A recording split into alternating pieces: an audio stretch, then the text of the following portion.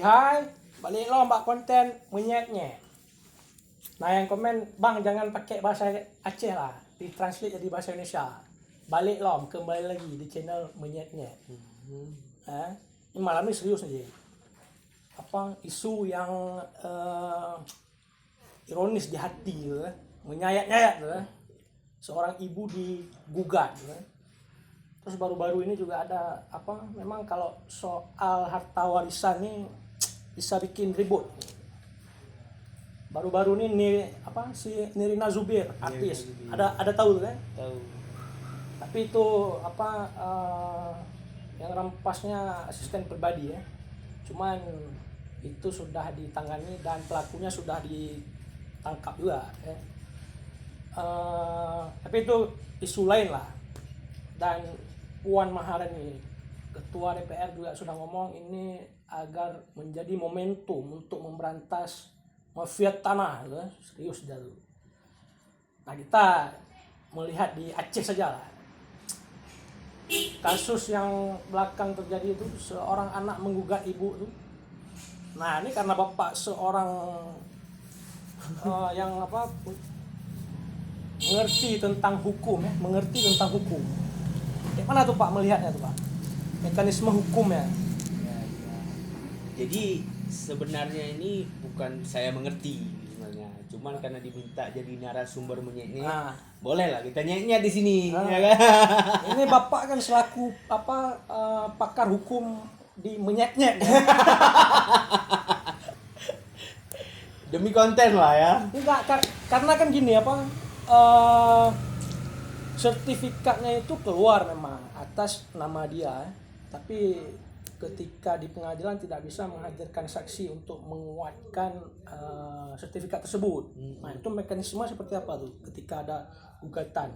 Jadi sertifikat itu sendiri dia nggak bisa dibuat begitu saja. Tentunya untuk buat sertifikat itu perlu penetapan ahli waris. Misalnya itu adalah warisan ayahnya. Artinya semua orang ahli warisnya itu harus tanda tangan biar bisa sertifikat itu keluar. Menyetujui ya? Harus menyetujui, ya kan? Harus mengetahui, harus menyetujui. Ya. Itu untuk keluar sertifikat. Tentunya di situ nggak bisa sebelah pihak. Tiba-tiba langsung keluar sertifikat, nggak gitu prosesnya. Jadi dalam kasus ini si sertifikat itu sebenarnya bukti yang kuat. Ya, sertifikat bukti yang kuat. Untuk mendapatkan sertifikat, tapi kan ya kayak tadi harus ada saksi-saksi untuk menandatangani. Nah kan. Terus di berita-berita itu katanya dibuat sertifikatnya secara sepihak. Ya, itu nggak mungkin ya. Itu udah mafia tanah jatuhnya. Tapi yang saya tahu sertifikat itu dibuat itu misalnya harus mengetahui kecil. Ya. Misalnya kalau itu tanah sawah harus tahu kejerundlang. Artinya ada saksi-saksi di situ. Untuk menguatkan ya. Untuk keluar sertifikat nih. Nah, cuma kalau hari ini kita berbicara memang kalau seorang anak itu mengusir ibunya dari rumah dia aja, misalnya itu betul-betul rumah dia, itu durhaka. Apalagi hari ini kan warisan nih. Ya, karena begini, dulu semasa ini kata si anak ya, katanya ayahnya ini sayang sekali ke dia. Iya. Terus ayahnya meninggal.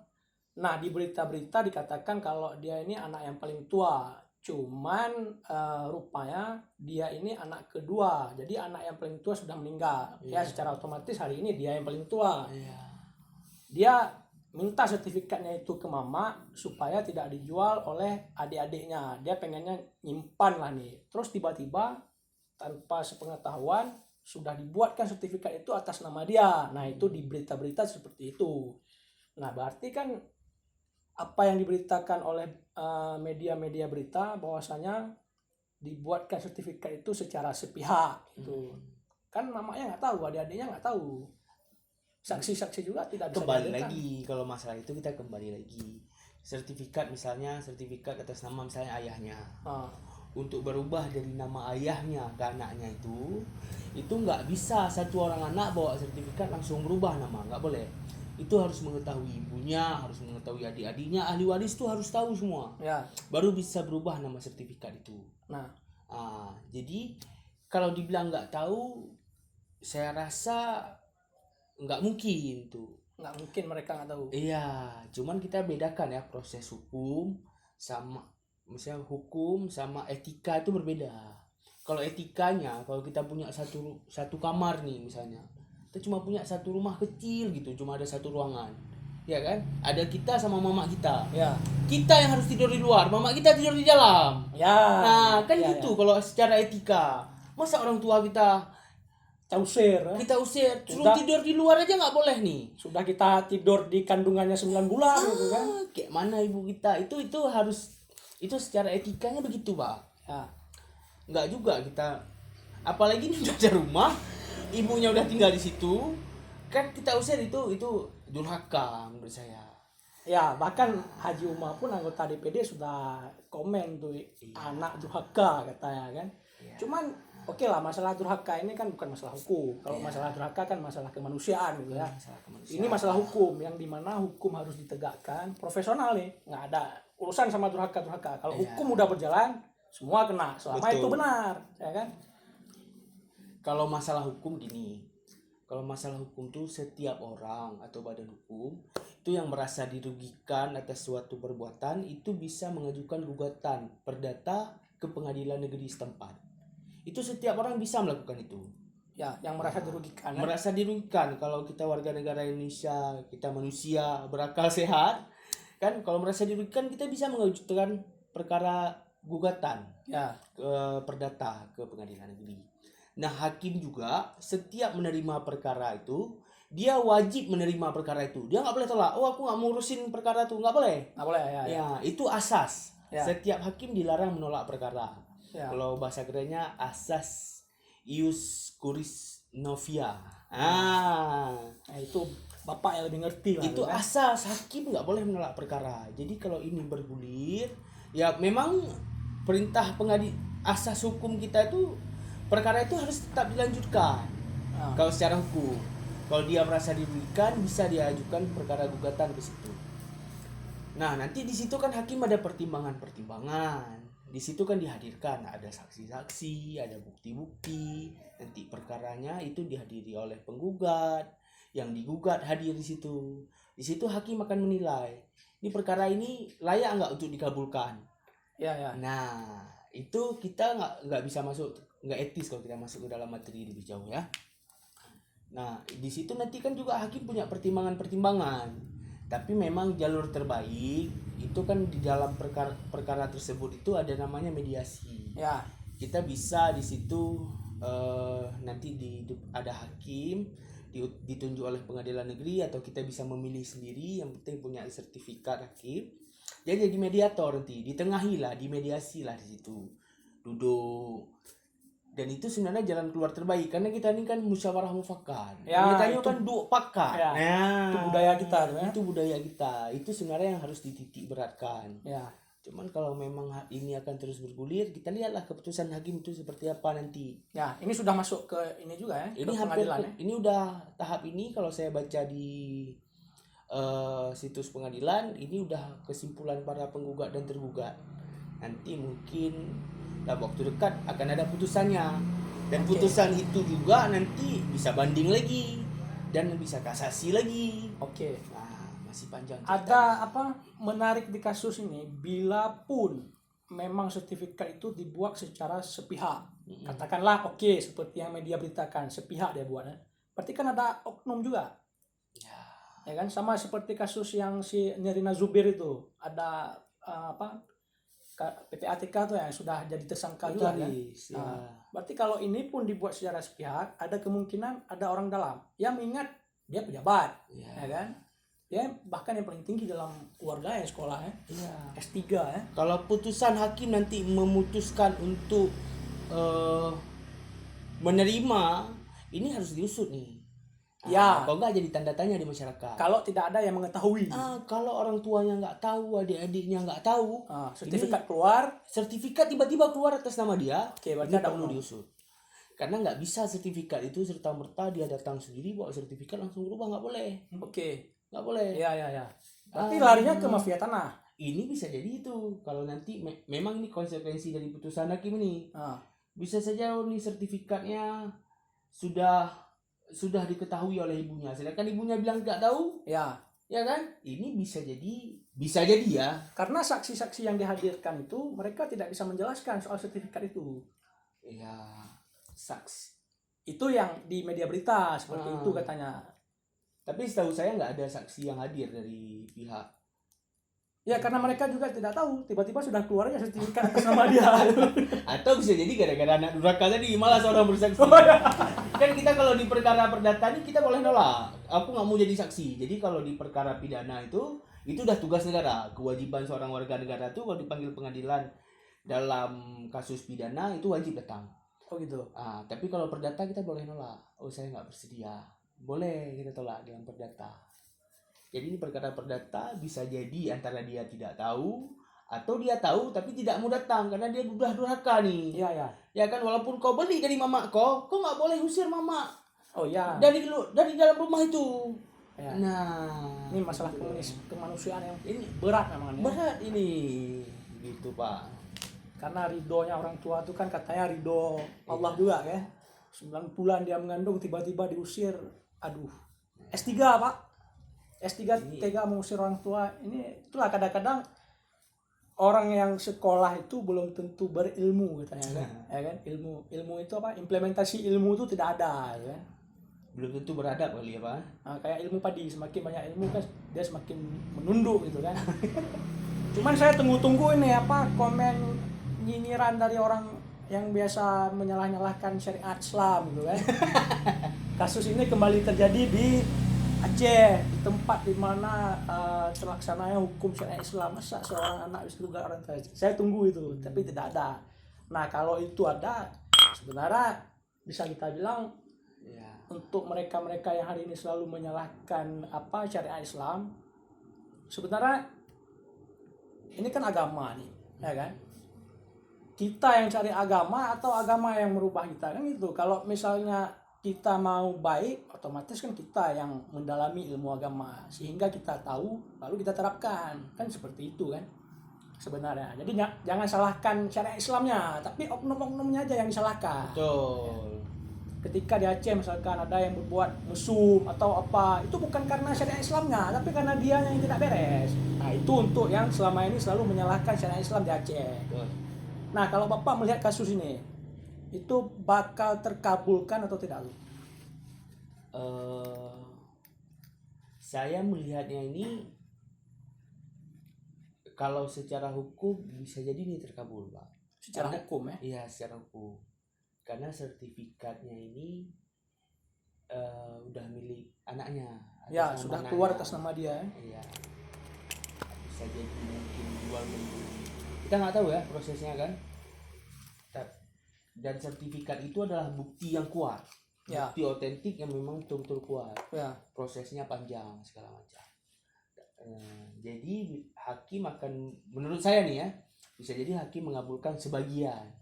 Oke. Menyatakan rumah itu adalah sah milik penerima, tapi untuk denda segala macam saya kira itu agak susah untuk dibuktikan.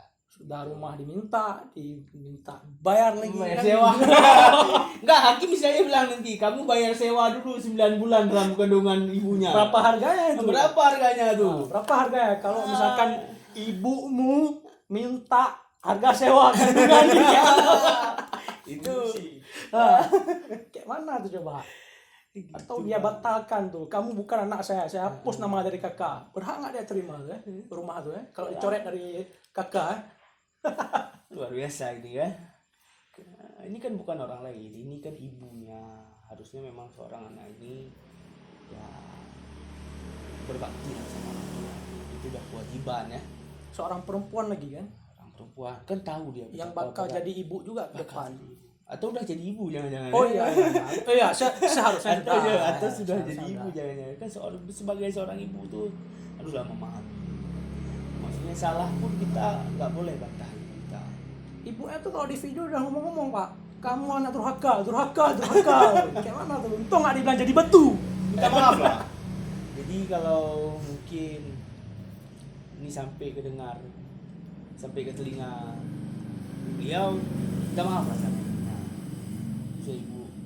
Ibu kita ini yang mengandung kita, yang membesarkan kita, berapa tahun dia menyusui, jagain kita, berat loh. Mungkin kakak juga saudara penggugat juga kan merasakan ya kan betapa beratnya jadi seorang ibu. Kalau kami mungkin cowok-cowok ini kan ayah-ayah jadi enggak tapi kita lihat istri kita aja nih jagain anak, nyusuin anak, kayaknya berat kali. Justru kita 15 menit kita capek kadang-kadang. Apalagi bapak baru jadi seorang ayah melihat istri yang melahirkan aja kayak mana tuh luar biasa. Ini kita agak gemetar nih ya ngomong masalah ini kita. Ya, tapi sebenarnya santai nih Pak. Karena gini, kalau saya pribadi santai. Justru kita mengedukasi masyarakat ke depan. Kalau saya begini, untuk orang-orang tua nih yang bakal menyiapkan harta warisan untuk anak.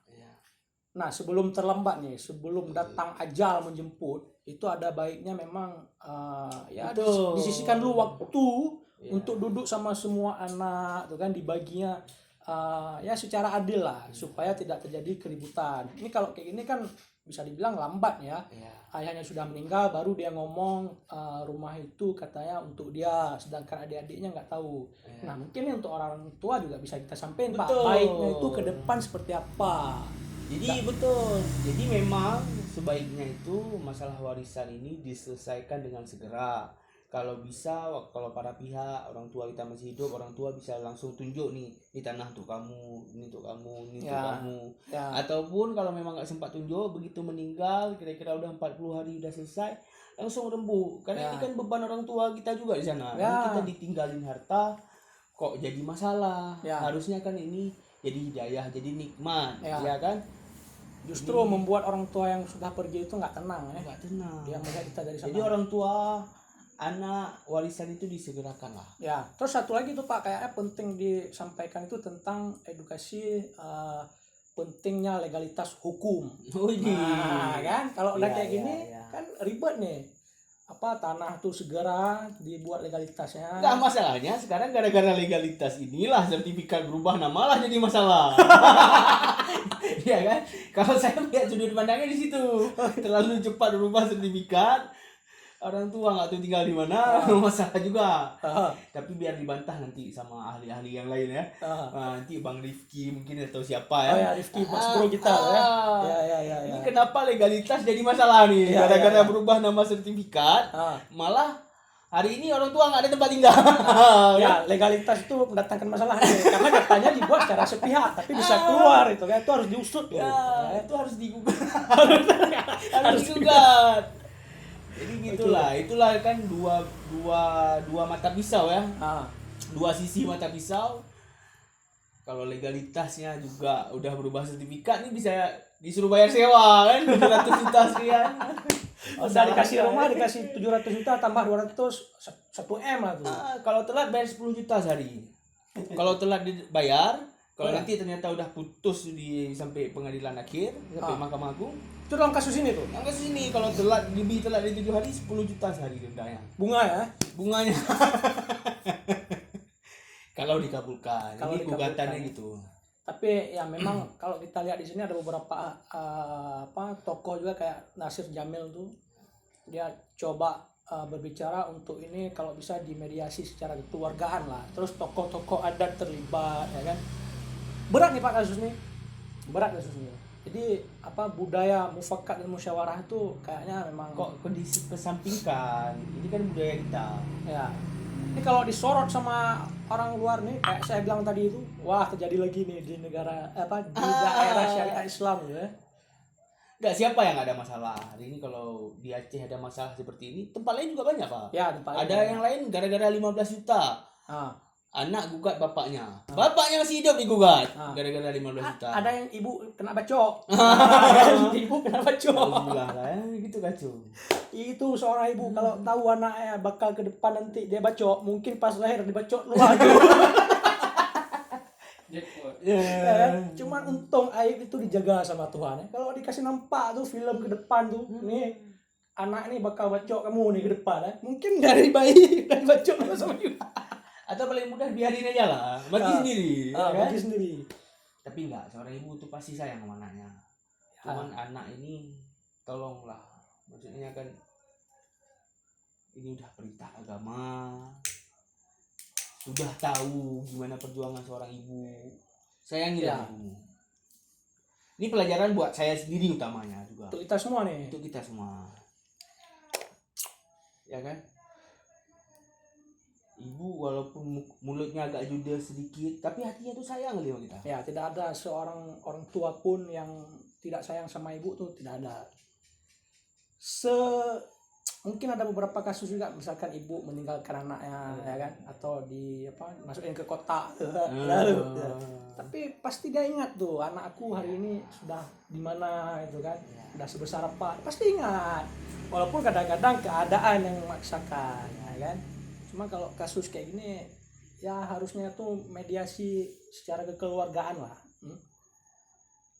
Seorang ibu bisa digugat, ya, luar biasa nih. Dan buat para netizen yang netizen menyanyi nih, khususnya ya, ini harus dibedakan juga antara etika dalam hukum ya. Etika sama proses hukum itu harus berbeda maksudnya. Jadi bukan serta-merta kok hakimnya itu terima. Perkara ini nggak gitu. Kalau hakim itu memang nggak boleh nolak masalahnya. Nanti ada juga tuh orang yang misalkan hakim ini kan dia seharusnya bekerja secara profesional, tidak memandang apapun. Dia keluarin keputusan nih, hakim ini nggak beres nih, segala macam nggak beres. Padahal dia itu udah profesional. Itulah kayak kasus-kasus kayak gini, kasus yang sensitif. Begitu nanti anaknya ini dikabulkan untuk mendapatkan rumah, bisa jadi hakim yang kena. Iya. Ini kan dari netizen tuh kan, nggak beres lah. Hujatan netizen. Bahaya itu. Padahal seorang hakim nggak boleh menolak. Kalau nggak nanti hakim bisa pilih-pilih kasus. Ya. Yang kasih duit untuk aku aja yang aku ini. Yang enak-enak aja aku urus. Ya. Jadi untuk apa juga hukum gitu. Ya, untuk apa juga hukum. Makanya kayak kita bilang tadi, kalau masalah kemanusiaan oke, tapi masalah hukum harus jalan lurus, ya. Nggak bisa nego-nego. Harus pada. Kalau benar-benar, kalau enggak, ya. Bertobatlah Anda. Sebelum ditobatkan, ya. Sebelum ditobatkan. Oke. Nggak panjang-panjang, Pak. Ya. Kita gasnya tipis-tipis aja di minyak-minyak nih. Ya, tapi langsung tembak terus kalau durhaka, ya kan. Bertobatlah Anda. Jadi ya seorang ibu, kita harus mengingat lah jasa seorang ibu itu ya, 9 bulan. Kayak tadi Pak Razik bilang nih, kalau seorang ibu minta sewa kandungan tuh untuk ngelahirin kita, berapa harganya? Nggak sanggup kita bayar ya. Ya malam ini cukup ya, sampai sini aja kita bahasnya, nggak usah panjang-panjang kali Pak. Kita tunggu putusan hakimnya. Kita tunggu keputusannya kayak apa? Sepertinya beberapa hari bakal keluar ya. Besok kesimpulan, mungkin besok juga ada putusan. Ada keputusannya. Ada. Ya apapun keputusan hakim itu keputusan yang terbaik lah ya. Kita harapkan hakim pun bekerja secara profesional, karena saya ragu di situ tadi tuh di media berita itu yang disebut keluar sertifikat secara sepihak, ya. Ya semoga itu tidak benar, karena kalaupun itu benar itu harus diusut lagi, ya kan. Panjang kasusnya, rupanya ada mafia juga, gitu kan. Kalau sampai dikabulkan ini pertanyaan nih, sertifikat kok bisa keluar? Ya. Sedangkan ibunya nggak tahu apa-apa. Ya, sedangkan ibunya tidak tahu apa-apa. Yang ibunya tahu, anaknya cuma mau nyimpan. Terus tiba-tiba ubah. Oke lah, sampai di sini pertemuan kita malam ini mengenai dengan kasus seorang anak yang menggugat ibu. Sampai jumpa di kasus yang